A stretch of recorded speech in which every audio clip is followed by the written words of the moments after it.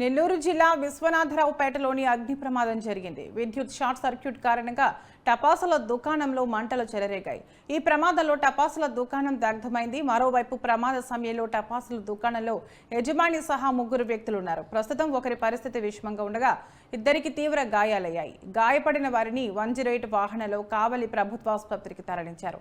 ఘటనా స్థలానికి చేరుకున్న కావలి అగ్నిమాపక సిబ్బంది మంటలను అదుపు చేస్తున్నారు.